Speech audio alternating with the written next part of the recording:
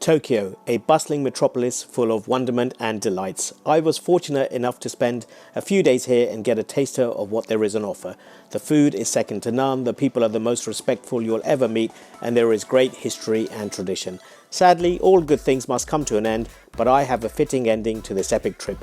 I'm flying home to London on none other than ANA first class, so come join me at Haneda Airport ready for check-in.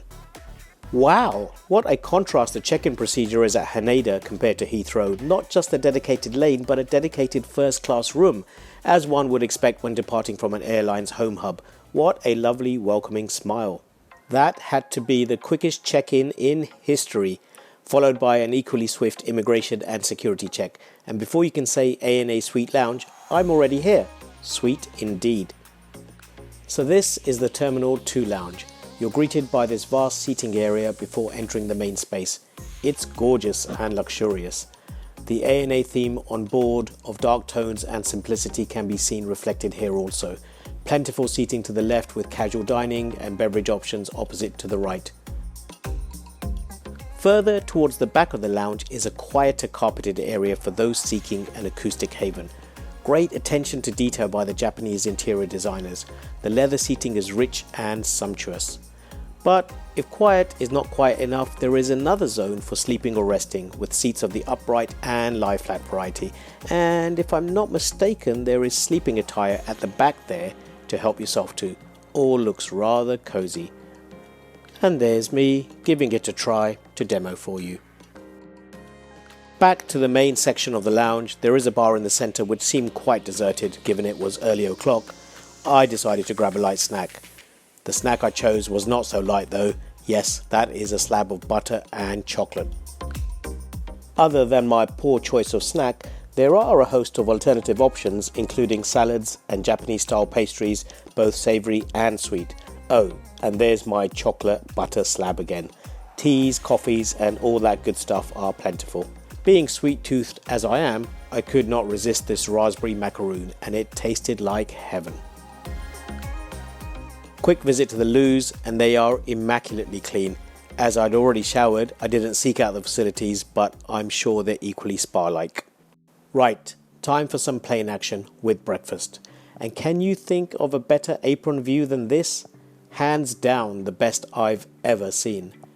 As the Dreamliner gently edges towards its gate, I was able to order a Japanese breakfast set, and whilst that was being cooked, I rather enjoyed the views. I should add, this dining area is on a separate floor to the main lounge. With Haneda Airport being situated at the south of Tokyo, it's ideal for transiting into the city. Narita is further out, so expect a longer journey. With Tokyo Bay in the distance, it makes for an absolutely stunning backdrop on a sunny day like this. What more could you ask for? My food is ready and a rather delicious rice and fish set is presented with coffee and OJ. After a quick hop, skip and jump, I'm at the gate and there's my ride home back to London Heathrow.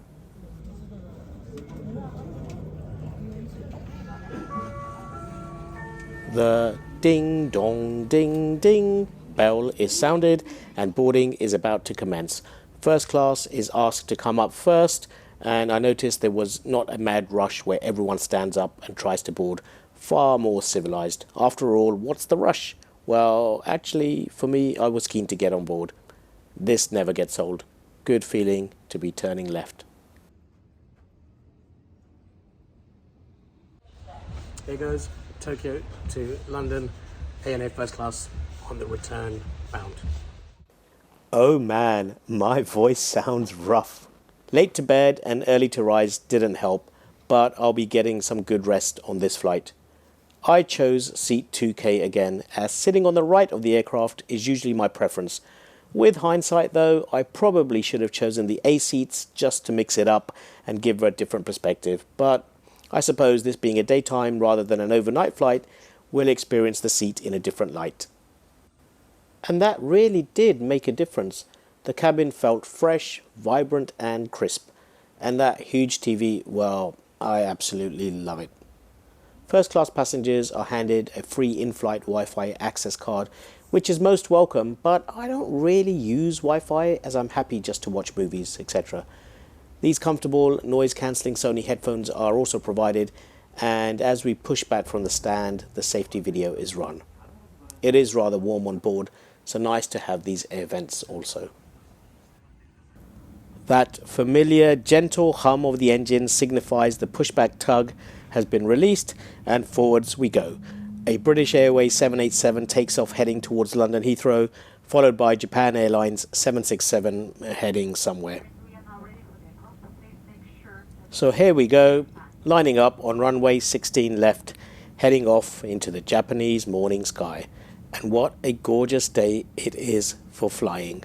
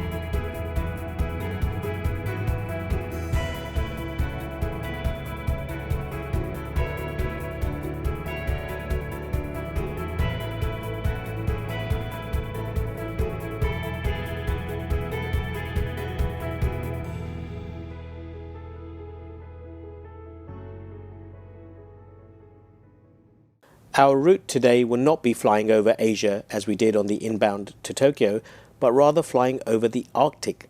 So quite excited to check out the view mid-flight, as I've never flown so far north before. I'm sure there will be some stunning views. I decided to get changed into the comfortable provided pyjamas and review the loos. It's like brand new in here, immaculate and very clean. Japanese carriers have this foot stand fitted to prevent your feet or socks touching the floor whilst changing. Clever thinking. There's nothing like wet socks, especially after someone else has been to the loo. Toothbrushes, toothpaste, shaving kits and flannels are all there to help yourself. It's a pretty simple toilet, but nice.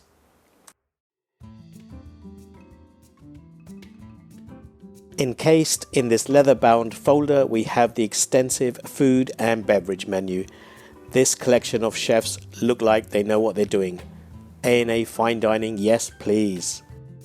As always, there is a choice between the Japanese or international menu. As I had the Japanese on my inbound flight, I thought I'd opt for the international today.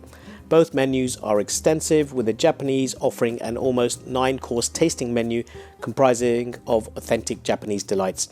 The international menu is equally punchy and doesn't disappoint, with excellent choices of scallops with caviar, gravlax salmon and mains of wagyu beef or monkfish. What wasn't to like? And if that's not enough, there was the light dishes anytime menu if you're still hungry.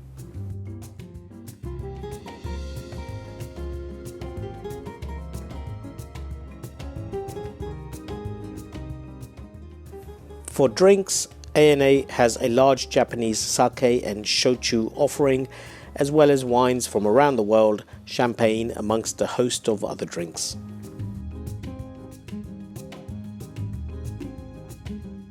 The food service has commenced, and I begin with the amuse-bouche, A&A signature stick, smoked tuna with seafood tartare and marinated turnip and leek mousse.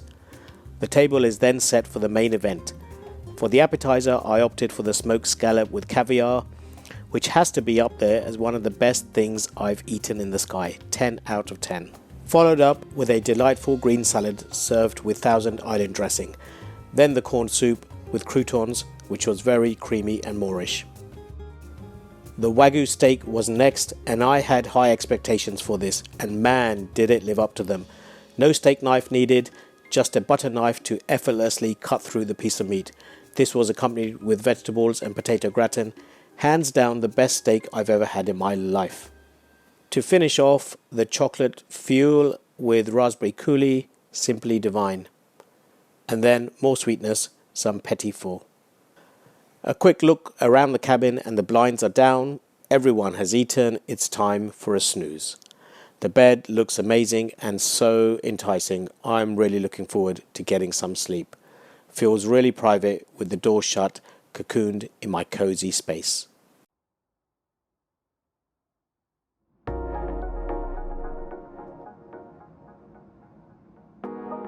I eventually awoke to these breathtaking views over the Arctic.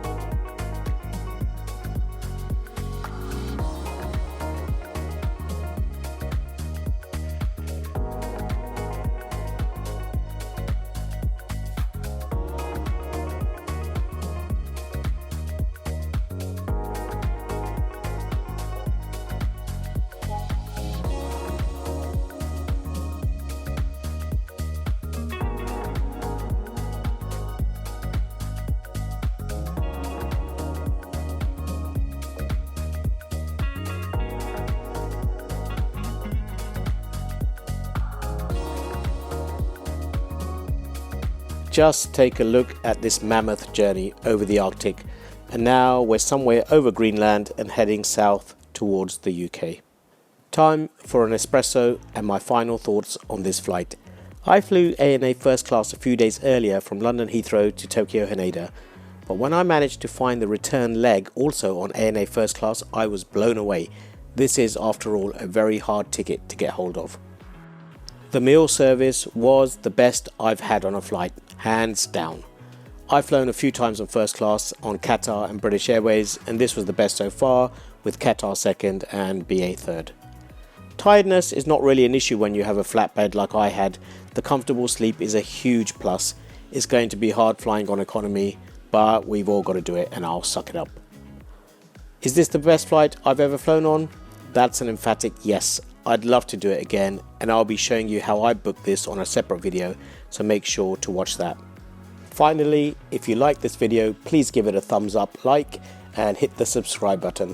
See you on the next one. Safe travels, and don't forget to enjoy the journey.